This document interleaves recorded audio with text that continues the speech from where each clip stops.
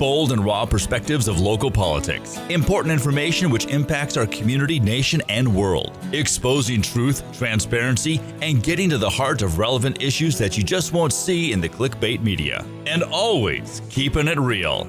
It's the Michelle Tanner Podcast. But I won't back down. Hello, everyone, and welcome to the Michelle Tanner Podcast. We've got a really awesome show today, and everyone's in studio, which is the best. It's my favorite. So before I introduce y'all to my guests, let me first give a quick shout out to the St. George Sunrise Market. They are so amazing. Every Saturday from 10 to 2, you can go down there, get your produce. They have homemade jewelry, so many awesome things, food trucks. So it's actually near where I live, so I really love it. So 10 to 2 every Saturday, St. George Sunrise Market. All right, now I have got with me here the Speaker of the House, the Utah House of Representatives. He's kind of a big deal, and he wears a cowboy hat, which makes him an even bigger deal. Mike Schultz, thank you for being here. Oh, thank you, Michelle. Yeah. I appreciate it. And I don't normally wear a cowboy hat on a podcast, but my daughter, I'm actually in St. George this weekend for a rodeo for my daughter. And the rules are, when the rodeo starts, the parents have to have their Western attire on, and so do the kids. So I think it's one of the better rules inside a high school rodeo. It's kind of fun. Yeah, nope, it's awesome. You can show up in your cowboy hat anytime.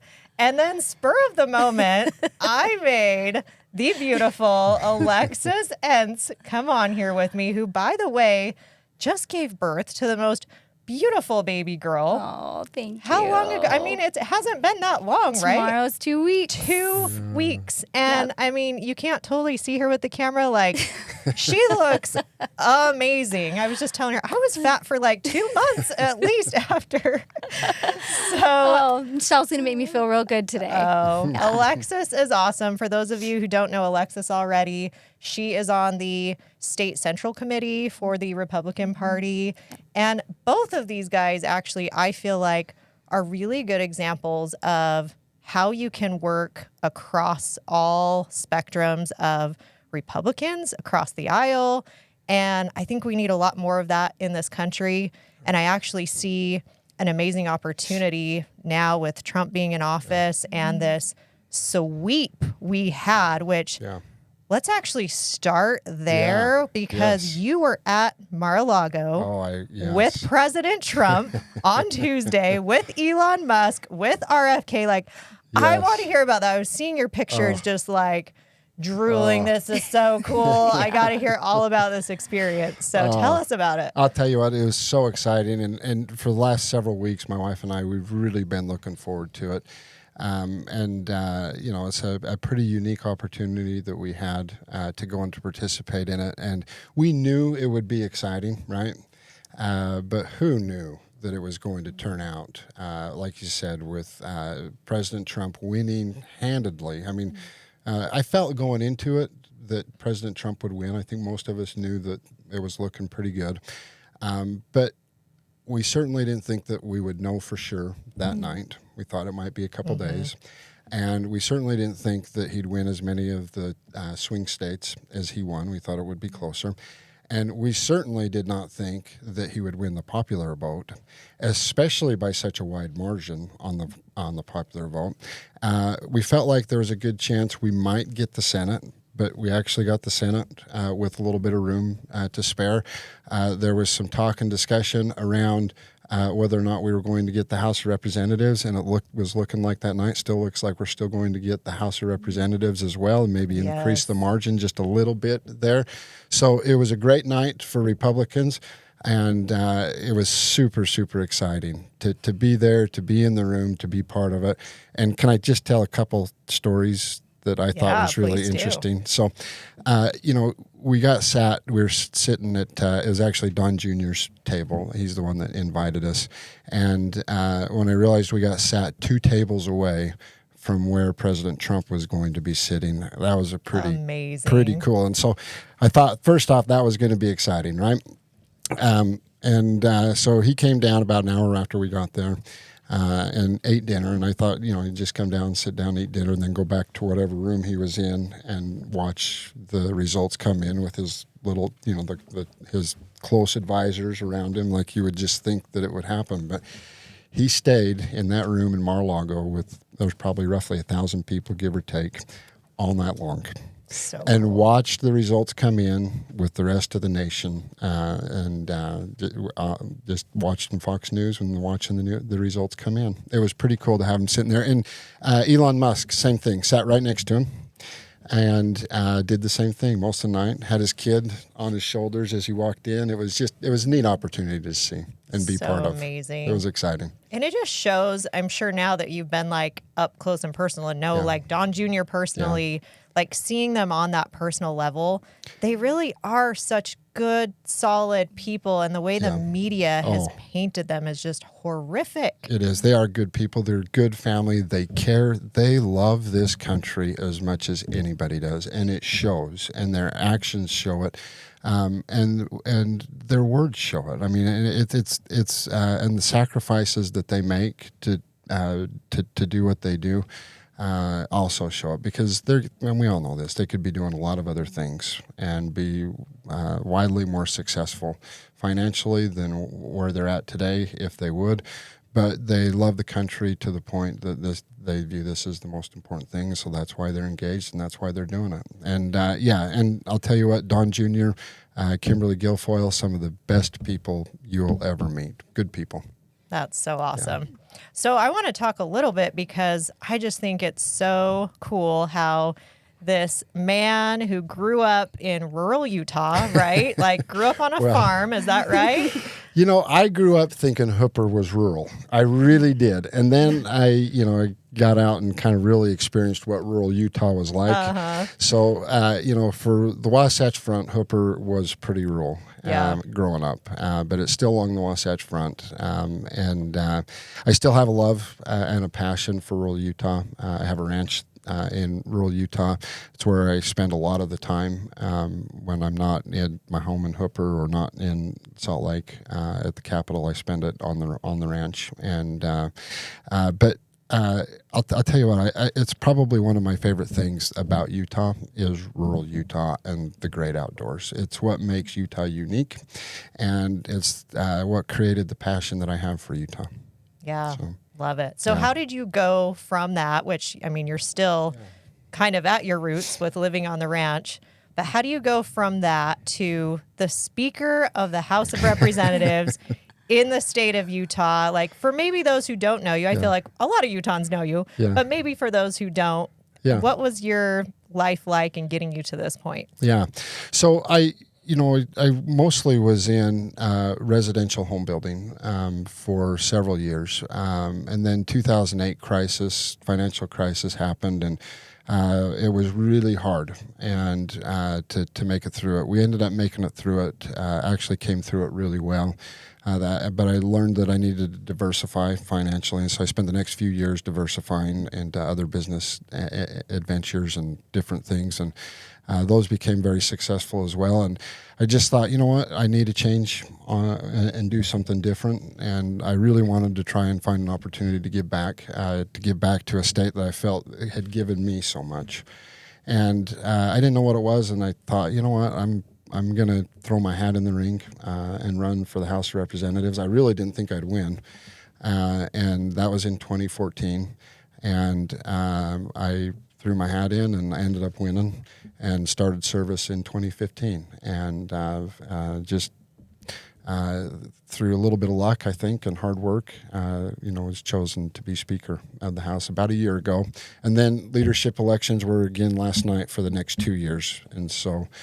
Which congratulations, by the way. I was going through the results. I'm like, I didn't even know he was up for re-election. Like, he's just a shoo-in. Of course he won. So congratulations, I guess, are in order. Yeah, thank you. We have a really good House of Representatives right now. I'll tell you what. And the Washington County Caucus, the Sunshine Caucus, we call them from Washington County, they are as good a group of people as I've ever seen. You are very well represented at the state capitol with those guys. We are, which is why they were all unopposed because, like, we're happy with them. No complaints. and what they're doing. And They're so that's a good transition Yeah. into Utah specifically. And I see this as such a great opportunity with this sweep we've had of Yeah. at the national level now having Republican control of House, Senate, obviously Yeah. President Trump, and I think I'm most excited for RFK taking over with, oh my gosh, him cracking down as a healthcare provider, Yes. the cracking down that's going to finally Yeah. freaking happen Yeah. with the FDA and all of the Yeah. things that they have been getting away with for far too long. Yeah.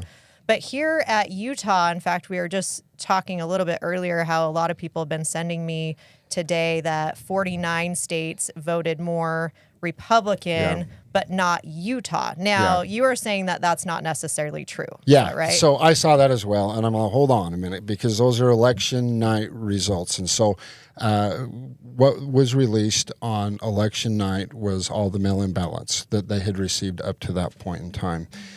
They had not tallied yet the in-person same-day voting yet, and that didn't get tallied till the next day on Wednesday. When the numbers dropped the next day on Wednesday, because it's no secret, we all know this, that conservative people generally will go and vote in person on the same day. And so we always do much better as a Republican Party once those results come in. And so the graphs that are going around and being talked about now are election day numbers coming in. And so when those numbers came in, it went the other way, and Utah did vote more for Trump in 2024 than they did in 2020. Okay. So, yeah. So it's up. It's last I looked, it went up to about 60% Trump. And so in 2020, Trump received about 58% of the vote. It went up. It's kind of bouncing between 59 and 60% right now as the totals come in. So we'll see where they end up. I bet it'll be pretty close to 60%. So I think we'll end up on the right side of that issue. Yes, right Right. side, Right where we side. should always Yes. be. Yes. So, I mean, what do you both think? I mean, feel free to chime in too, Alexis, because I know you have a lot of experience in the party. We've seen a lot of division amongst ourselves, and actually, it's kind of nice to see the Democrats cannibalizing themselves right now, all turning against each other. But it makes me really mad when Republicans do it, and we've seen that this last year. How do we, I mean, obviously there's always going to be differing opinions and some level of division, but how do we best moving forward work together as a Republican Party?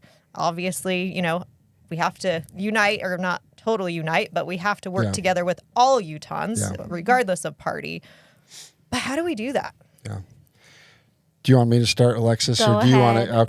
to? Okay. Well, I think it's actually a really good point, Michelle, and I'm really glad you brought it up.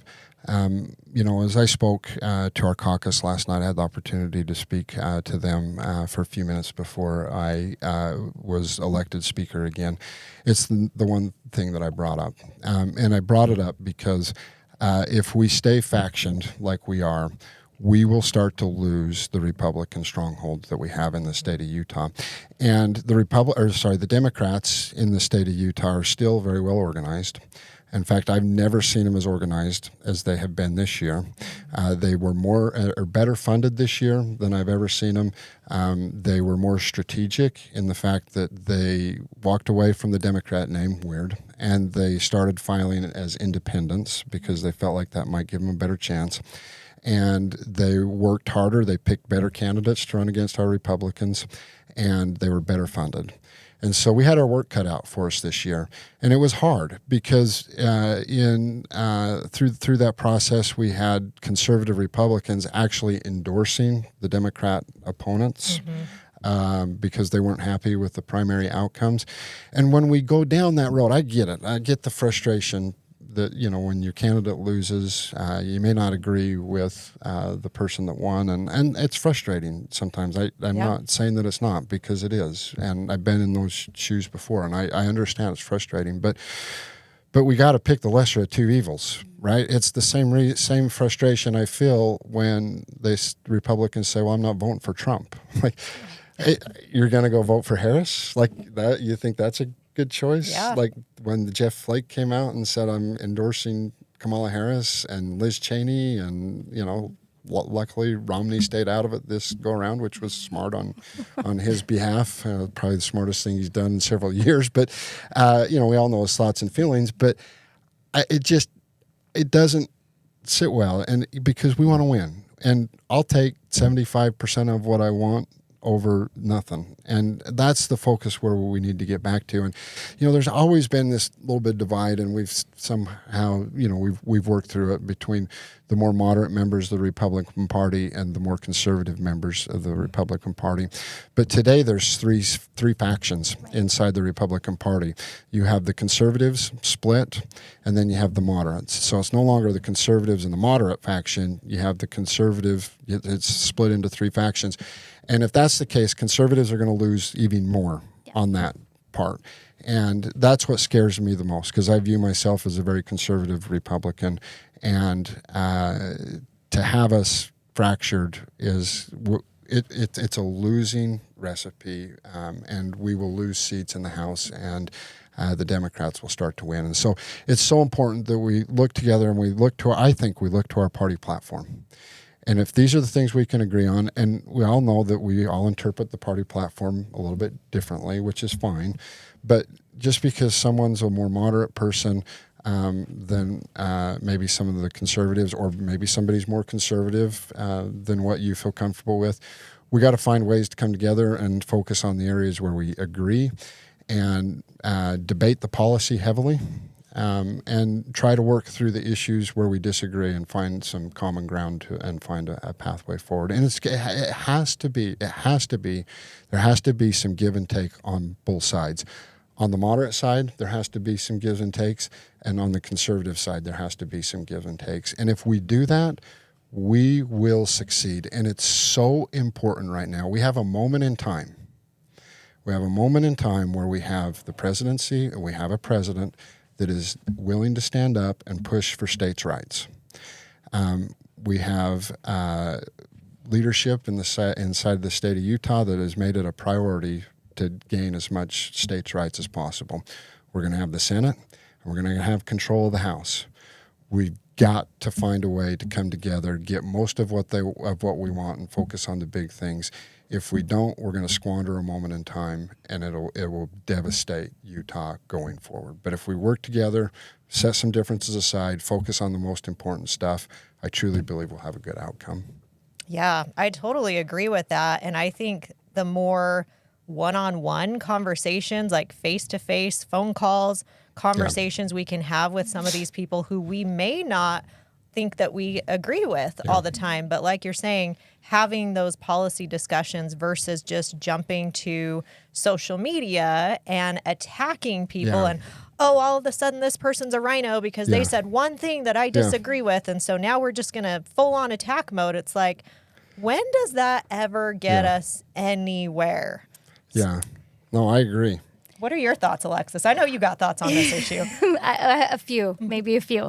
I agree. I've had enough of all of the name calling and the labeling, and I feel like I've been called probably my fair share of every name under the sun at this point.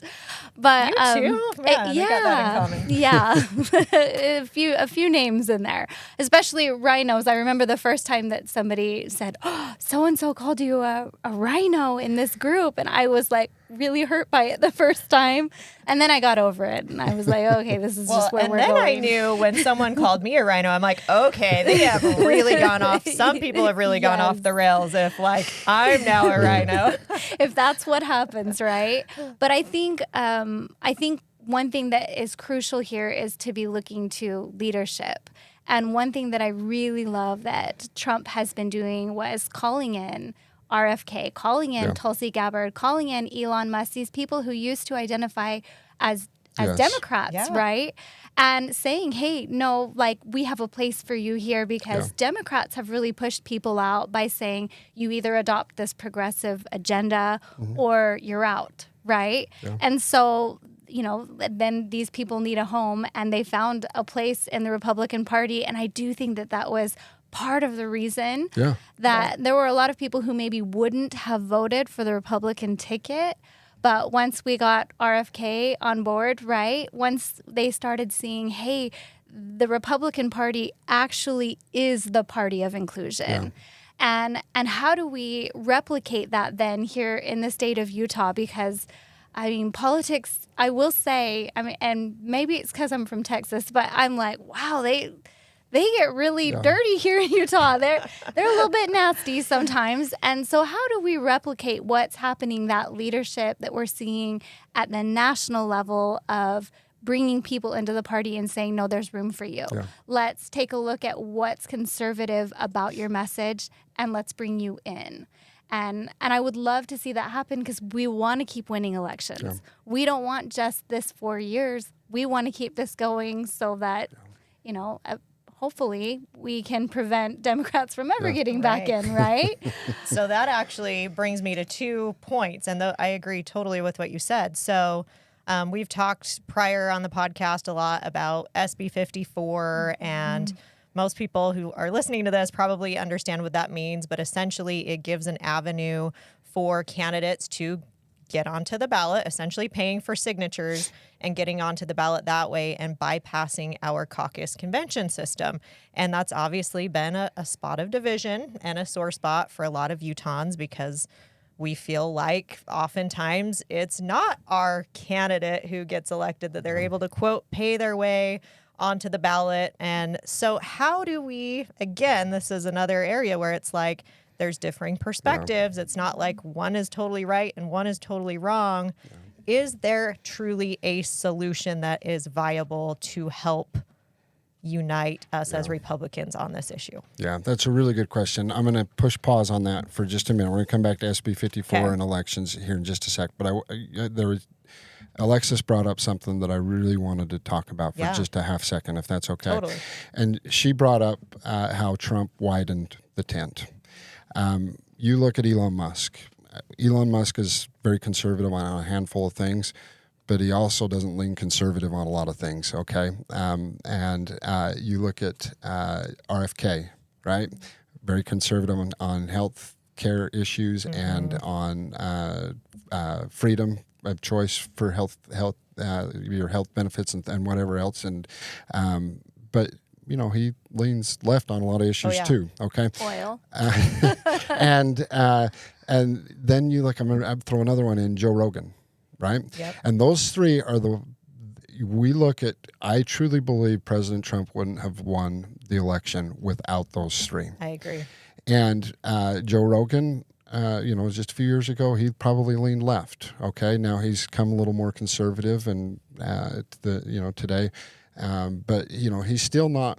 I would say not even close as conservative as the three of us in this room are, right? And none of those candidate or people that I just talked about are, but yet that's the reason why President Trump is sitting in the White House right now, is those three people. I truly believe those three people are the ones that won it for President Trump. And you look, and President Trump will talk about that, and they will all have key positions if they want, and Joe Rogan probably doesn't, but we know Elon Musk is going to be part of it somehow. Maybe it's from the outside working in, but RFK certainly is going to be. But I just wanted to make that point. But so true. Yeah. But let's talk SB 54 and elections for just a minute. So I'm a huge caucus and convention fan. So I came in to the legislature. I was elected in 2014.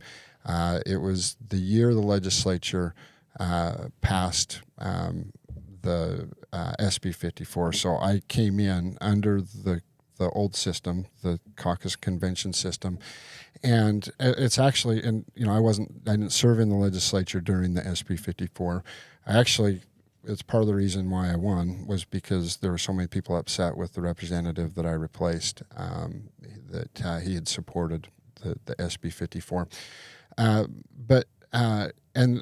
then just this year, the caucus and convention system saved me from a primary as well. So for the 2 times, the caucus and convention system has saved me a lot of money and saved me from having to go through a primary. And I actually really enjoy it. I love getting to know the delegates. I love going in and sitting in their living room, sitting with groups of them, talk about their concerns. It is probably one of the best learning processes that I've ever been through. I'll be honest, I hated this last election that I went through for a lot of different reasons, but I walked away from it getting to know some people better that didn't always agree with me, and I have a really good relationship with some of them now. And we'll talk on several different issues on a regular basis.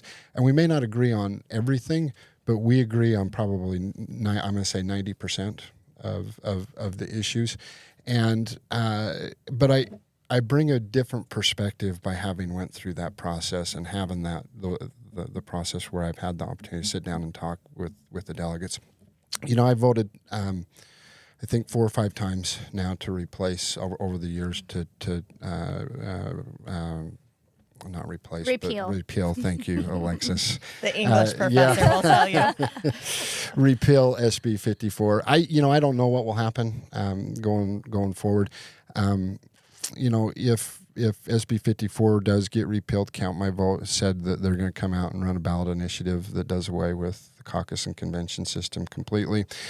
I think, if we could get people together and try and find a solution, that's been talked about, doing away with signatures and going to a 70% threshold instead of a 60% threshold. I don't know if that's the right formula, but if there's a way to make the caucus and convention system better and stronger and do away with signatures, I think we ought to look at that. I'm always open to try to look and find a solution. We'll see what happens going forward, and maybe there's a chance. You never know what happens. Maybe it gets repealed. I don't know. Is there anything on the table for this upcoming session? Any bill files that you know of? I'm not aware of any yet, but I'm sure it's almost every year it comes up.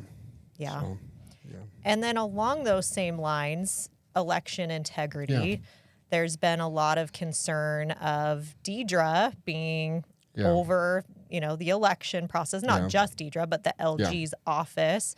But her in particular, there's been some issues with, I'll just say at a minimum, a lack of transparency where it's like, if you have a lot of your constituents saying, hey, we have concerns about X, Y, and Z, rather than just saying, oh, nothing's wrong, everything's safe and secure, and kind of dismissing, and anyone who dares question is a threat to democracy. It's like, all of a sudden I wasn't as suspicious, but now I'm really suspicious. So I don't think it does any of us any favors when that's the approach being taken. And then we had this latest legislative audit, which there's been a lot of information and opinions going out on Davis County, who, correct me if I'm wrong, but they are over the multi-county races and tasked with certifying those races.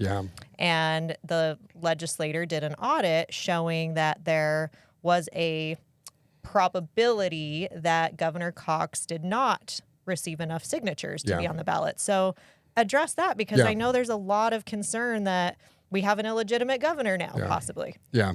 And I understand a lot of the concerns that are out there. I truly do.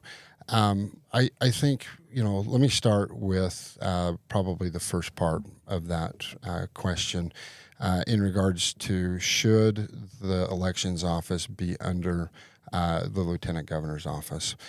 This has been a concern that's been brought up, I'm going to say, probably over the last 4 to 6 years. And I share those concerns, and I just don't think it's a good look for Utah, and I don't think it's a good look for the governor, for the governor's office, for the lieutenant governor. And so last year we were going to take a run at taking the elections office out of the governor's office, and Representative Ryan Wilcox had a bill. And it's complicated. It's not an easy task to do. And the bill took forever to get drafted. And it came out, I want to say, the last 10 days of the session. And we just did not have enough time to get to that bill.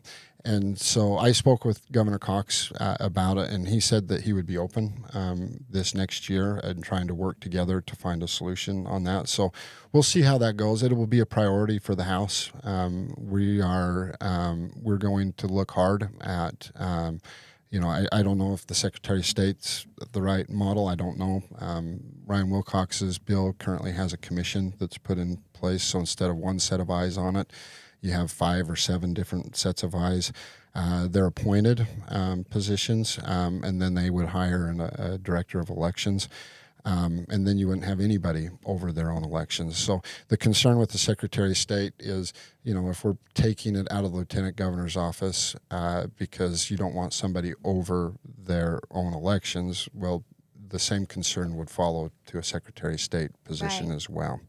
So, we are committed to trying to push something forward this year from in the House of Representatives. I think there's the Senate. I've spoken with them; they're open to the idea, and so we'll go through the process and let's see what it looks like going through the process with the number one goal of moving the elections from the Lieutenant Governor's office and putting it into a standalone office. Do you know if and I like that idea. I'm glad that you guys are moving that direction.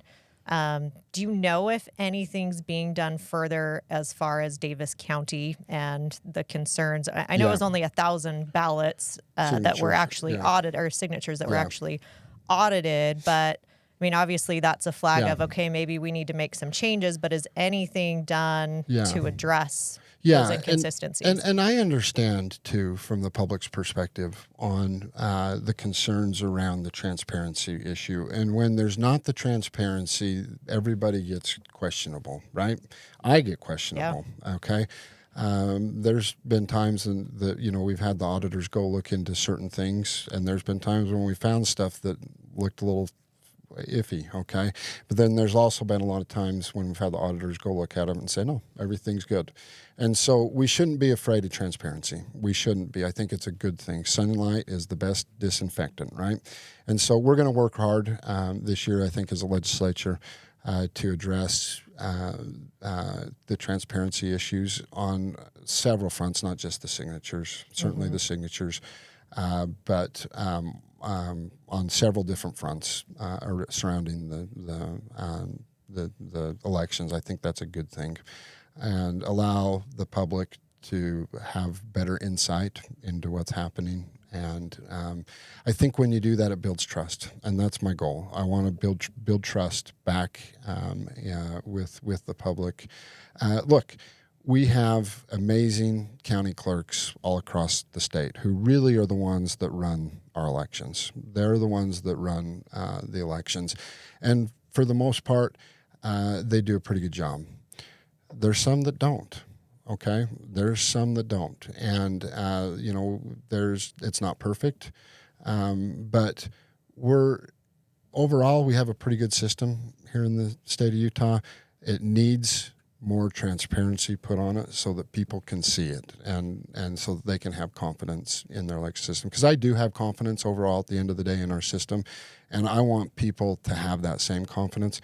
But I also have a different line sight into what's going on that not the average citizen has. And so I think it's important that we create the policies that allows that average citizen to see in behind the scenes and gain that same trust.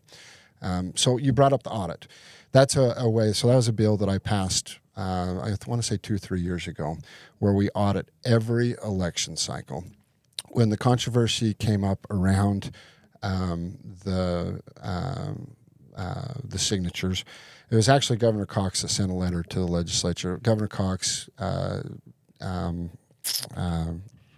John Curtis, and Derek Brown sent a letter asking the auditors to look into the signatures specifically.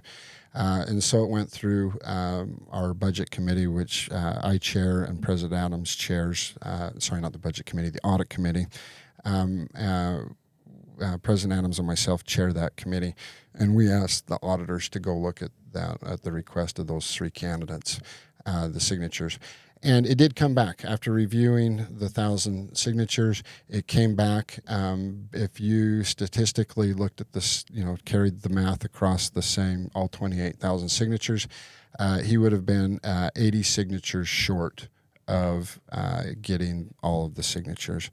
But it's also important to note that he had 28 days left to gather those 80 signatures. I don't think it would have affected the outcome on whether or not he would have been on the ballot or not, because if there would have been better verification process put in place by the Davis County clerk that was more accurate, he still would have gotten all of the signatures. So, but I know there's a lot of people that can look at it from two different points of view, and there are. But at the end of the day, the audit did shine a light on some problems that were there, and we need some additional statutes around it to fix some of those problems. Well, because, it sounds like at the end of the day, it was issues with the processes Davis County was using. And again, not knowing for sure, because can you extrapolate that 1,000 signatures to the rest without actually verifying all of them? So we won't know 100% sure without doing that. But still, it sounds like there is something at least being done to further evaluate what went wrong in Davis County. There is. And I want to be fair to the Davis County clerk as well, because he followed the law. He did. He followed the law. And that's where the audit said, hey, here's some things the legislature can put in place to give a better verification process into making sure those signatures are. So those are things that are on our to-do list. I think we'll see those happen. And again, when you have sunshine on it and you can see and you know where the problems are, then you have the ability to fix them. And so that's why I think one of the big focuses needs to be around transparency in the process and more information given to the public and candidates for that matter as well. Yeah. Well, and I appreciate that you as the legislator are willing to continually look at these things, because I think we have a great clerk auditor here in Washington County. And I think there's been some things referred to our district attorney's office, concerns over fraudulent signatures and things like that, that to my knowledge has not really been investigated, which is concerning. So I think that, our clerk auditor is following the law, but then it comes back to the state statutes. And sometimes there's things that need to be changed there in order to have more transparency. So I appreciate that you guys are looking at that for sure. Well, in hindsight's 2020, a few years ago, we passed a bill that actually closed it down and made it less transparent. And it was done so under we thought we were protecting people's information, right? And so it's a tough issue. The one good part is going through this process, I truly believe that it will get opened back up again, and we'll have, again, better transparency around that process. Awesome. Well, we are down to 2 minutes. Alexis, any other thoughts with all these things we've been talking about over here? We're talking signatures, but I'm thinking ballots, Washington County ballots going to Vegas. Is that going to get fixed? Yeah, I hope so. So we're going to come with a proposal. We'll see how it happens. There's a couple ways, obviously. I mean, I'm a huge fan of in-person, same day voting. But you look at the polling, and the majority of Utahns like being able to look at their ballot sitting at the kitchen table. So I think there's a pathway forward there that solves the signature issue, because if you got verification problems on signature packets, what's on a ballot right now?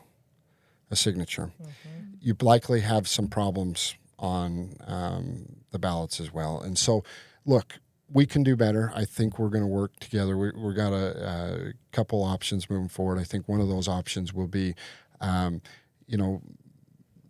mail the ballot out, but you have to bring the ballot physically to a polling location and show ID to turn your ballot in. It gets rid of the signatures, and you have to show ID. And and you don't have to go through the post office. So it takes care of the Washington County issue, and it takes care of the signature issue. But then it's almost like, why even go through the hassle of mailing them out? Because if we've got to show up in person anyway, I don't know. That's my preference is in person, voter ID, same day. If you don't care enough about your vote that you're willing to risk it to the postal service, are you kidding me, people? Like, never trust your vote to the post office. Especially Vegas. Vegas, Yeah. of all places, is where Yeah. it's going. So anyway, I just so appreciate you taking the time. I could pick your brain all day about different things in Utah politics. So hopefully you'll come on again. I'll come back. I'd love to. Awesome. Yes, And yes, I won't yes. keep you both here all night, but Speaker Mike Schultz, thank you so much. And the beautiful Alexis Entz, you're going to have to come on again. I will. And I'll yeah, come you on. might just have to we might have to co-host this from now on. Okay, deal.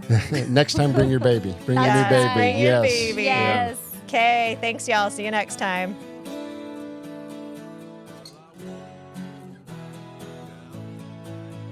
Thanks for being a part of the Michelle Tanner Podcast.